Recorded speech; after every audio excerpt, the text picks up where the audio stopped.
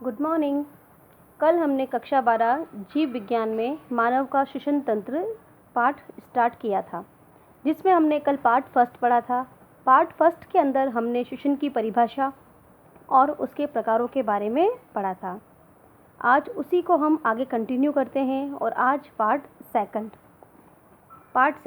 एक बार हम कल वाला रिवाइज कर लेते हैं, जिसमें कि हमने ग्लूकोज के ऑक्सीकरण के बारे में पढ़ा था, वायवीय श्वसन, अवायवीय श्वसन और O2 के अभाव वाला श्वसन। ये चीज़ हमने कल कंप्लीट कर ली थी।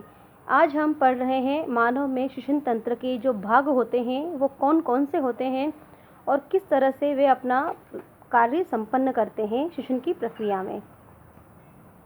श्वसन तंत्र के भाग यहाँ पर हम बात कर रहे हैं, तो हम देखते हैं कि श्वसन तंत्र को हम 3 भागों में बांट सकते हैं। पहला होता है ऊपरी श्वसन तंत्र, दूसरा भाग निचला श्वसन तंत्र और तीसरा होता है श्वसन मांसपेशियाँ। ये ऊपरी श्वसन तंत्र, निचला श्वसन तंत्र और तीसरा भाग होता है श्वसन मांसपेशियाँ। ऊपरी श्वसन तंत्र जो होता है उसमें वापस से निम्न संरचनाएं आती है, जैसे नासा गुहा, मुख, ग्रसनी, कंठ। निचला श्वसन तंत्र, इसके अंतर्गत श्वास नली, श्वसनी, श्वसनिका, कूपिका, फेफड़े आदि संरचनाएं आती हैं। और श्वसन मांसपेशियां जो होती है गैसों के विनिमय के लिए श्वसन की प्रक्रिया में सहायता प्रदान करती है। अब अगर हम ऊपरी श्वसन तंत्र की बात करते हैं, तो सबसे जो पहला भाग होता है जो कि बाहरी वातावरण से O2 को लेता है, वो होता है नासा गुहा। यह सबसे पहला श्वसन अंग है। नासा गुहा जो होती है एक जोड़ी नासा द्वार से शुरू होता है और इनके बीच में एक पतली हड्डी या झिल्ली होती है, जिसके द्वारा ये 2 भागों में बटा हुआ रहता है। नासिका गुहा जो हम कहते हैं नॉस्ट्रिल, इसमें असंख्य 2 छिद्र होते हैं, असंख्य नहीं, इसमें 2 छिद्र होते हैं और उसमें असंख्य पतले बाल, पक्षमाप, पतली झिल्ली आदि पाए जाते हैं, जो कि हम बाहरी वातावरण से O2 को ग्रहण करते हैं, वायु को ग्रहण करते हैं, तो अगर उसमें कोई धूल के कण है, जीवाणु है, तो उनको वहीं पे रोक लेता है, आगे जाने नहीं देता।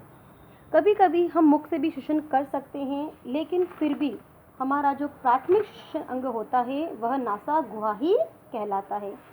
अगर हम ग्रसनी की नासा गुहा के भी बहुत सारे कार्य होते हैं, जैसे कि इनका सबसे जो पहला कार्य होता है वो होता है वायु का फिल्ट्रेशन करना।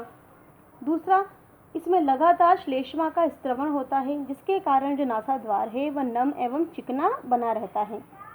नासिका गुहा जो होती है, जब वायु उसके चक्करदार मार्ग से होकर गुजरती है, तो जो वायु का ताप है वो शरीर के ताप के अनुसार हो जाता है। ये इसके महत्वपूर्ण कार्य हैं। मुख के बारे में आपको बता दिया। अगर हम ग्रसनी की बात करते हैं, तो यह भी हमने आहार नाल वाले भाग में पढ़ी थी। ग्रसनी जो होती है वह एक पेशीय चिमनी नुमा संरचना होती है, जो कि नासिका गुहा के पृष्ठभाग से आहार नली के ऊपर तक फैली रहती है। ग्रसनी के वहाँ पर घाटी ढक्कन होता है, जो यह निश्चित करता है कि जो वायु है वो श्वास नली में ही जाए और जो भोजन है वह आहार नली में ही जाए। फिर आता है कंठ।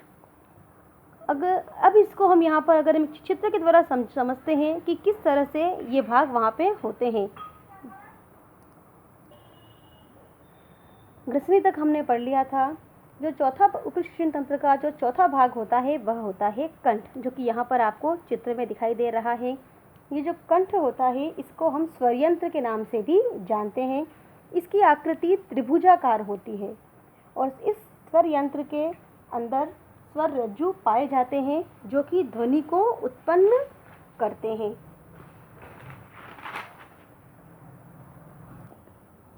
उसके बाद दूसरा आता है निचला श्वसन तंत्र, जिसमें जो सबसे पहला भाग होता है वो होता है श्वास नली, जो कि आपको यहाँ पर ये देखिए, ये चित्र में श्वास नली नज़र आ रही है। ये रही श्वास नली। श्वास नली जो होती है ये लगभग 12 सेंटीमीटर लंबी एक नलिकाकार संरचना होती है, जो कि कंठ से प्रारंभ होती है और ये यहाँ तक स्थित होती है। श्वास नली जो होती है हाइलिन उपास्थि के सी आकार के छल्लों से बनी होती है। ये दिख रहे हैं आपको, यहाँ पर हाइलिन उपास्थि के सी आकार के छल्ले होते हैं। ये जो सी आकार के छल्ले होते हैं, ये छल्ले श्वास नली को पिचकने से रोकते हैं, ताकि वायु का जो आवागमन हो वो उसमें आसानी से हो सके। साथ के साथ इस श्वास नली की भीतरी सतह पर श्लेष्मा का स्त्रवण भी होता है, जो कि आने वाली वायु को शुद्ध करती है और उसे आगे की ओर भेजती है। साथ ही श्वास नली को नम भी बनाए रखती है। ये रही श्वास नली। दूसरा जो भाग होता है वो होता है श्वसनी, जो कि आपको यहाँ पर दिख रहा है। ये रहा श्वसनी, ये यहाँ पर, ये श्वसनी। श्वास नली जो होती है वो वक्ष गुहा में प्रवेश करके दो भागों में बढ़ जाती है और फेफड़ों में प्रवेश करती है। दो संरचनाएं जो आपको दिख रही है गुब्बारे नुमा, ये फेफड़े होते हैं। फेफड़ों में प्रवेश करती है, जिसको हम बाईं श्वसनी और बाईं श्वसनी कहते हैं। उसके बाद जो प्रत्येक श्वसनी होती है अपनी ओर के फेफड़ों में प्रवेश करने के बाद आगे जाकर ये प्राथमिक श्वसनी, फिर वो प्राथमिक श्वसनी पुनः द्वितीयक श्वसनी, द्वितीयक श्वसनी पुनः तृतीयक श्वसनी आदि में प्रयुक्त हो जाती है। और इस तरह से पूरे संपूर्ण फेफड़े के अंदर अनेक श्वसनिकाओं का जाल फैला हुआ रहता है। इसके पश्चात प्रत्येक श्वसनी जो होती है आगे जाकर एक छोटी सी नली कूपिका नलिका में समाप्त होती है और उस कूपिका नलिका के चारों ओर एक थैलेनुमा संरचना होती है, जिसे कि हम कूपिका कहते हैं या वायु कोश कहते हैं। इसको हम अब और विस्तृत चित्र के द्वारा समझते हैं। यहाँ पर हम इसे, जो हमने अभी डायग्राम देखा था, उसको हम और विस्तृत रूप से समझते हैं कि किस तरह से फेफड़ों के अंदर इन श्वसनिकाओं का जाल फैला हुआ रहता है। सबसे पहले हम बात करते हैं, ये होती है श्वास नली ट्रैकिया, जो कि यहाँ पे सी आकार की उपास्थि छल्लों से बनी होती है। श्वास नली जो होती है जब फेफड़ों में प्रवेश करती है तो दो भागों में बढ़ जाती है, जिन्हें हम कहते हैं श्वसनी। ये यहाँ पर दो भागों में बढ़ रही है। एक भाग ये एक फेफड़े में जा रहा है और ये दूसरे वाले फेफड़े में प्रवेश कर रहा है। फिर जो श्वसनी होती है फेफड़ों में प्रवेश करने के बाद प्राथमिक श्वसनी, द्वितीयक श्वसनी, तृतीयक श्वसनी, जो कि आपको यहाँ पर चित्र दिखाई दे रहे हैं। ये प्राथमिक श्वसनी, ये द्वितीयक, द्वितीयक वापस तृतीयक, तृतीयक से इस तरह से बढ़ती रहती है और संपूर्ण फेफड़ों में इन श्वसनिकाओं का एक जाल फैला हुआ रहता है। अंत में ये श्वसनिकाएं होती हैं एक पतली नलिका में प्रवेश करती है, जिसे कि कूपिका नलिका कहते हैं। ये रही कूपिका नलिका। और जो कूपिका नलिका होती है ये अंत में एक थैलेनुमा संरचना, यहाँ पर और दिख रहा है, ये रही कूपिका नलिका, एक थैलेनुमा संरचना में प्रवेश करती है, जिसे कि कूपिका कहते हैं। जैसे कि यहाँ पर ये हमको दिख रही है, ये थैलेनुमा संरचनाएं जो होती हैं ये संरचनाएं कूपिका कहलाती हैं। इन कूपिका के चारों ओर रुधिर केशिकाओं का जाल फैला हुआ रहता है, जिसकी सहायता से जब ऑक्सीजन यहाँ पे प्रवेश करती है तो इन रुधिर कोशिकाओं में हीमोग्लोबिन नामक वर्णक होता है, जिसके माध्यम से ऑक्सी हीमोग्लोबिन बनता है और फिर यह रुधिर के द्वारा पूरे शरीर में ऑक्सीजन की आपूर्ति हो जाती है। कूपिका का जो व्यास होता है वो 0.2 mm का होता है और इनमें रुधिर सतत रूप से बहता रहता है।